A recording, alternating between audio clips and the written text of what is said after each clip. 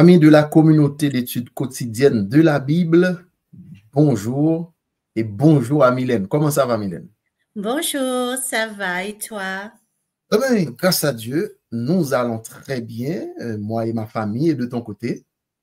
Très bien aussi, merci. Ah ben, Bonjour à au plaisir. tous. Bon, j'espère que nos internautes vont te répondre chez eux. Nous n'aurons pas l'occasion de les entendre, mais heureusement, nous sommes là. Nous sommes contents, comme d'habitude, d'être avec vous pour l'étude de la parole de Dieu grâce au guide d'études que nous étudions. Et je vous rappelle qu'aujourd'hui, cette semaine, c'est la dernière leçon du guide d'études. Et c'est le titre de la leçon que nous allons approfondir aujourd'hui, c'est l'amour est l'accomplissement de la loi. Mais bien avant d'approfondir le sujet avec Mylène, je vous invite à incliner la tête. Nous allons faire une courte prière. Notre Seigneur et notre Dieu, que tu sois loué, que tu sois remercié pour tes bienfaits envers nous. Merci de nous permettre d'étudier ta parole. Nous allons l'approfondir, que ton Saint-Esprit nous accompagne et que tout soit fait pour la gloire de ton Saint-Nom. Au nom de Jésus, Amen. Amen. L'amour est l'accomplissement de la loi. C'est le titre de la dernière leçon de ce questionnaire qui est titré L'amour et la justice de Dieu. Et cette semaine, c'est la dernière leçon. Le titre L'amour est l'accomplissement de la loi. Et nous trouvons le verset à mémoriser dans Romains 13, le verset 8. Et le titre, c'est alors le verset nous dit ce qui suit. Ne devez rien à personne si ce n'est de vous aimer les uns les autres, car celui qui aime l'autre accomplit la loi. Romains 13, le verset 8. Avec Mylène, nous allons aborder les questions que nous estimons les plus pertinentes. D'abord, une première question pour Mylène. Certaines personnes pensent que si elles aiment Dieu, et leur prochain, ce n'est plus nécessaire d'observer la loi de Dieu. Qu'en penses-tu? Alors, moi, je pense que cette idée n'a pas de sens parce qu'elle sépare ce que Dieu a uni. L'amour et la loi sont indissociables. Bien sûr, dans la Bible, et nous le voyons. L'amour véritable se manifeste par l'obéissance de la loi, car la loi définit ce que c'est aimer Dieu et aimer son prochain. Et nous voyons dans le texte où Paul nous dit clairement, dans Romains 3, verset 10, « L'amour ne fait point de mal au prochain, l'amour est donc l'accomplissement de la loi. » Dire que je n'ai pas besoin de la loi revient à refuser la définition divine de l'amour. Et Romains 7, verset 7 nous dit ceci. Que dirons-nous donc? La loi est-elle un péché? Dieu nous en préserve. Non, je n'avais connu le péché que par la loi, car je n'avais pas connu la convoitise. Si la loi n'avait dit, tu ne convoiteras point. Dans Message choisi, le volume 1, la page 283, deuxième paragraphe. Alors, je lis ces textes parce que je pense que c'est important que nous trouvons notre première réponse dans l'esprit de prophétie, donc à travers la Bible et également à travers les écrits d'Ellen White. Ces deux livres ont été inspirés par le même esprit. Alors, le sentiment du péché provoqué par la loi jette le pécheur aux pieds du Sauveur. Dans son besoin, l'homme peut invoquer le puissant argument fourni par la croix du Calvaire. Il peut s'approprier la justice du Christ, communiquer à tout pécheur repentant. Alors, la loi, Édouard, explique comment aimer concrètement et sainement. Donc, Dieu et son prochain. Bien sûr, Dieu nous a aimés le premier et c'est de cette manière que nous avons compris ce que c'est le véritable amour. Sans la loi, chacun définirait l'amour à sa propre manière. Ça veut dire je veux aimer de cette manière, l'autre va dire je veux aimer de cette manière, mais finalement, ça sera un amour égoïste. Mais Dieu a défini lui-même ce qu'est l'amour, que Jésus a résumé dans Matthieu 22, versets 36 à 40. Donc, aimer Dieu de tout son cœur, de toute son âme, de sa pensée. Et le second qui découle du premier, c'est aimer son prochain comme soi-même. Nous l'avons vu à l'étude de la dernière fois. Donc, de ces deux commandements dépendent toute la loi et les prophètes. Donc, nous voyons que quand Jésus parle d'amour, il parle de loi. Et ces lois, bien sûr, est un résumé du commandement. Moi, j'aime pas trop appeler ça commandement. On va dire, je vais plus parler de principe. Parce que c'est vrai, envers certaines personnes, le mot commandement va mal sonner à leur oreille. Tu comprends? Donc, dans Exode 20, donc nous voyons les 4 premiers énoncés comme selon la signification en hébreu, les 4 énoncés, les 4 principes enseignent comment aimer Dieu. Donc, pas d'autre Dieu, pas d'image taillée, le respect du nom de Dieu et l'observation du sabbat. Et les 6 derniers enseignements, donc énoncés, principes, ça nous guide et nous montre comment aimer son prochain sainement.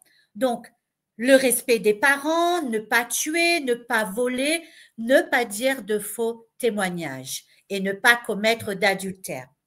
Ellen White nous dit ceci dans Message choisi, volume 1, le chapitre 32, la page 283, premier paragraphe. La gloire du Christ éclate dans la loi, qui est la transcription de son caractère. Son pouvoir transformateur agit dans l'âme jusqu'à ce que les hommes soient amenés à lui ressembler. Donc, on voit ici que Jésus lui-même lie l'amour à l'obéissance, et ça, nous le voyons par la suite. Donc, alors, Édouard, est-ce que pour toi, Jésus, quand il parlait d'amour, il disait que la loi était abolie, selon toi? Pas du tout, pas du tout. Au contraire, Jésus a déclaré dans Jean 14, verset 15, « Si vous m'aimez, gardez mes commandements. » Donc, voilà. L'amour est intimement lié à la loi. Mais je voudrais te poser cette question. Alors, ça me vient maintenant à l'esprit. Si on associe l'amour et la loi, mais loi, quand nous, en tant qu'êtres humains, qui nous sommes sujets au péché, nous sommes des êtres faibles, la loi, c'est à nos yeux, et quand on entend parler de loi, ça sonne rigidité, peine. Mais l'amour, ça sonne souplesse. Est-ce qu'on ne peut pas affirmer que l'amour nous aide à observer la loi avec plus de facilité, de paix intérieure? Alors, dis-moi, qu'est-ce que tu penses? Alors, tu sais, quand on a compris, je pense que la première chose, c'est de comprendre que représente cette loi. Nous avons vu que ça représente le caractère de Dieu. Et je vais prendre d'autres textes qui vont nous le montrer. Donc, dans cette loi, comme nous l'avons vu, Édouard, et ça va répondre à ta question par la suite, tu sais, l'amour sans la loi est vague et vide. Mais maintenant, Édouard, la loi sans l'amour, comme tu l'as dit, est froide, rigide et dure. Oui. Les deux marchent ensemble. Oui. On ne peut pas dissocier les deux, ce n'est pas l'un ou l'autre, c'est les deux. Tu vois? Et nous voyons cela à la croix. La croix prouve que la loi peut être mise de côté. Si la loi pouvait être abolie par l'amour, Édouard, selon toi, est-ce que Christ aurait besoin de venir mourir pour nous? Non, pas du tout. Pas du tout. Amen. Donc, la loi et l'amour sont liés. Et j'enchaîne avec une autre question. Dans Exode 31, le verset 18, ce texte nous révèle que l'Éternel, lorsqu'il donne le décalogue à Moïse, il a pris le soin d'écrire lui-même le décalogue. Il n'a pas délégué cette tâche à Moïse qui pourrait le faire, mais il l'a fait lui-même. Quel message on peut tirer de ce fait que Dieu décide lui-même d'écrire les 10 commandements? Quel est le message? Alors, je pense que le message est très important là-dedans. Le roi, le Créateur, Dieu lui-même, va mettre son empreinte. Il va signer avec son doigt chaque principe. Imagine-toi, Dieu aurait pu, comme tu l'as dit, le confier à Moïse, aussi à d'autres prophètes pour l'écrire. Mais bon, la deuxième fois, parce que n'oublie pas que la table a été cassée. Mais la deuxième fois, c'est Moïse lui-même qui a fait les choses. Mais bon, l'écriture des 10 commandements était important que ça soit écrit de la main de Dieu lui-même. Ça montre le caractère éternel. Ça montre le sacré et que ce que Dieu a écrit est non négociable. Ce n'est pas une parole d'homme, mais une déclaration directe de notre Dieu. Tu sais, c'est comme si Dieu a voulu s'adresser directement à nous. C'est comme le président quand il va, attention, le président, lui, il est président de notre territoire. Dieu est Dieu de tout l'univers. Oui. Mais je vais prendre cet exemple, quand le président a quelque chose de très important à nous dire, qu'est-ce qu'il va faire? Est-ce qu'il va passer par un de ses ministres ou il va annoncer le message lui-même quand quelque chose est vital? Jusqu'à présent, pour la COVID, c'est lui qui a parlé, le président lui-même. Quand il y a eu des moments où il fallait, des moments très sérieux, c'était le président qui a parlé de lui-même. Dieu, qui est beaucoup plus important, il ne pouvait pas laisser un être humain faire les choses à sa place. Il s'est adressé à chacun de nous directement à travers les tables de la loi, parce que imagine que Moïse ou les autres, ils auraient dit quoi? Oui, mais ça, c'est un homme. Parce qu'aujourd'hui, regarde la Bible, qu'est-ce qu'on dit? Que ça a été falsifié, que c'est un homme qui a écrit. Tu vois comment on fonctionne aujourd'hui? Donc, on met en doute les écrits, l'inspiration, parce que Dieu a inspiré l'être humain, ses prophètes. Alors, pour les 10 commandements, les 10 principes, Dieu, qui connaît tout à l'avance, les a faits lui-même de ses propres mains. Tu vois, dans Néhémie 9, verset 13-14, il est écrit: tu descendis aussi sur le mont Sinaï et tu parlas avec eux depuis le ciel et tu leur donnas des jugements droits et des lois véritables, de bons statuts et des commandements. Donc Dieu lui-même est descendu jusqu'à nous et tu leur fis connaître ton saint sabbat et tu leur commandas des préceptes, des statuts et des lois par la main de Moïse, ton serviteur. Donc la loi de Dieu, si Dieu lui-même, comme la Bible nous le révèle, Dieu est amour, la Bible nous le dit, celui qui n'aime pas n'a pas connu Dieu car Dieu est amour et Dieu écrit une loi. Dois-je conclure que cette loi, c'est une loi d'amour? On va le confirmer, Édouard. C'est une loi d'amour. Et tu sais pourquoi, Édouard? Ben, dis-moi. Moi, j'aimerais bien que tu le dises aussi. Bon, parce que la finalité, alors selon moi, la finalité, c'est quoi? Si je dis que la loi de Dieu, c'est une loi d'amour, c'est que Dieu veut établir entre lui et les êtres humains une relation non fondée sur la peur, sur la crainte, sur la contrainte, mais sur l'amour, sur une certaine harmonie, une affection interpersonnelle. Et dans le décalogue, comme tu l'as bien dit, le décalogue est divisé en 2 catégories de commandements. Les 4 premiers qui mentionnent les relations que nous pouvons avoir entre Dieu et nous, et les 6 autres qui traitent les relations entre humains, les relations interpersonnelles entre hommes, entre êtres humains. Donc, je conclus donc que cette loi, c'est une loi d'amour. Voilà. Bien sûr.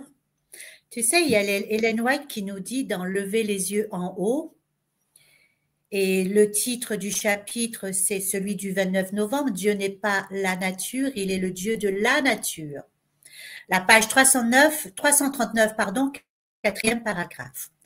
Nous devons connaître Dieu tel qu'il est révélé dans ses ouvrages merveilleux, qui en cherchant pour trouver Dieu, cela ne fait pas partie de notre tâche. Le caractère de Dieu est formulé dans les 10 commandements. Connaître Dieu tel qu'il est, voilà la science de toute bonté, de toute vérité, de toute justice.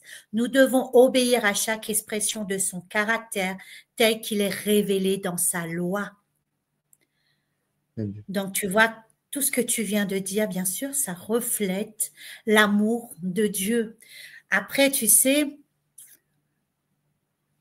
Dieu n'a pas de l'amour en lui. Dieu est amour lui-même, qui fait toute la différence. Il nous appelle à avoir de l'amour, mais nous ne pouvons pas avoir de l'amour si nous ne venons pas le chercher auprès de Dieu, parce que Dieu lui-même est amour.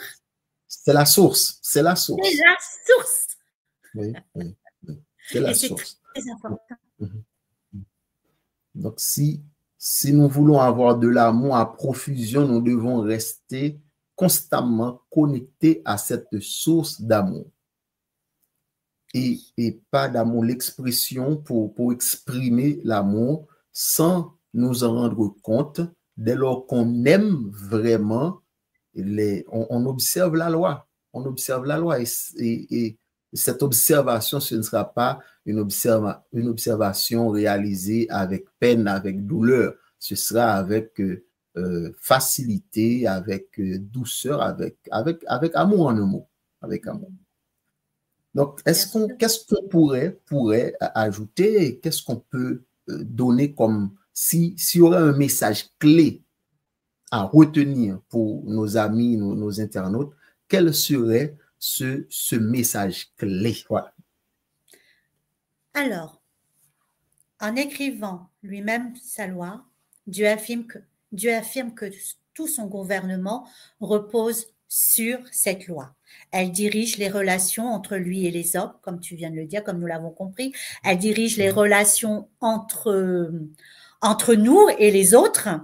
Et le fait que Dieu ait gravé sa loi sur la pierre montre qu'elle constitue le fondement, un fondement éternel. La pierre est symbolique, qui représente quelque chose de dur, de solide et d'éternel. Tu vois?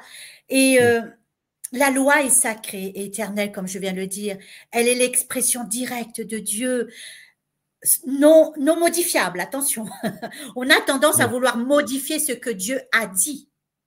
On ne touche pas à la parole de Dieu. Elle révèle son caractère d'amour et de justice. Elle régit le ciel comme la terre. Demeure la norme jusqu'à la fin des temps. C'est pour cela que Jésus dit dans Matthieu 5, verset 18, « Il ne disparaîtra pas de la loi un seul iota ou un seul trait de lettre. » Et je laisserai sur votre cœur un message de notre Seigneur à travers les écrits d'Ellen White dans Message choisi, le volume 1, le chapitre 31, de la page 276 jusqu'à la page 277. Il est écrit ceci. Dans la loi des 10 commandements, il convient de voir non pas tant l'aspect prohibitif, mais plutôt l'aspect miséricordieux. Ces prohibitions garantissent sûrement le bonheur dans l'obéissance. Reçue en Christ, cette loi produit en nous la pureté de caractère qui fera notre allégresse pendant l'éternité. Nous contemplons en elle la bonté de Dieu qui, en révélant aux hommes les principes immuables de la justice, voudrait nous préserver des maux résultant de la transgression. Nous ne devons pas nous imaginer Dieu comme impatient de punir le pécheur de ses péchés. Le pécheur attire la punition sur lui-même. Ses actions déclenchent une série de circonstances dont le résultat est inévitable. Chaque acte de transgression réagit sur le pécheur, modifiant son caractère et facilitant des transgressions ultérieures. En choisissant le péché, les hommes se séparent de Dieu, se coupent du canal des bénédictions. Il en résulte nécessairement ruine et mort. La loi est l'expression de la pensée de Dieu. Quand nous la recevons en Christ, elle devient notre pensée. Elle nous élève au-dessus des désirs et des tendances de notre nature, au-dessus des tentations qui entraînent au péché. Il y a beaucoup de paix pour ceux qui aiment ta loi, et il ne leur arrive aucun malheur. Psaume 119, verset 165. Amen. Amen. Amen. L'amour est l'accomplissement de la loi. C'est le titre de cette leçon, la dernière leçon de ce guide d'études, la leçon 13, intitulée, je répète le titre, l'amour est l'accomplissement de la loi. Le verset de la semaine, le verset à mémoriser, se trouve dans Romains 13, le verset 8. Ne devez rien à personne si ce n'est de vous aimer les uns les autres, car celui qui aime l'autre accomplit la loi. Merci Mylène pour ces éléments d'éclaircissement, pour ces recherches. Merci. Donc, je pense qu'il ne nous reste qu'à, puisque nous sommes sur le point de conclure un guide d'études, l'amour et la justice de Dieu, qu'est-ce qu'il nous reste à demander, si ce n'est que demander à Dieu de nous accorder son amour, puisque c'est lui la source de l'amour. Comme tu l'as dit tout à l'heure, Dieu n'a pas de l'amour en lui. Dieu est amour. Amen. Celui qui n'aime pas n'a pas connu Dieu, car Dieu est amour. Donc, nous allons prier pour nos amis, nos internautes. Nous allons demander à Dieu de nous accorder son amour pour que nous puissions non seulement l'aimer, comme le dit la Bible, de toute notre force, de toute notre pensée, mais aussi pour que nous puissions avoir la force d'aimer nos prochains comme nous-mêmes. Nous prions. Je t'invite, Mylène, à prier pour nous et nous allons conclure sur ces mots. Prions ensemble.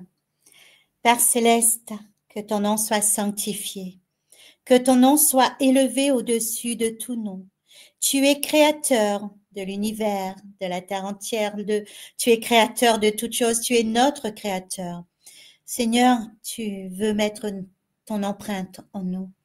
Car Seigneur, notre véritable bonheur se trouve dans cet amour, dans cette loi que tu as créée. Seigneur, cette loi n'a pas pour but de nous enchaîner, justement. Cette loi, Seigneur, a pour but de nous libérer. Seigneur, les anges, les êtres parfaits n'ont pas besoin de cela.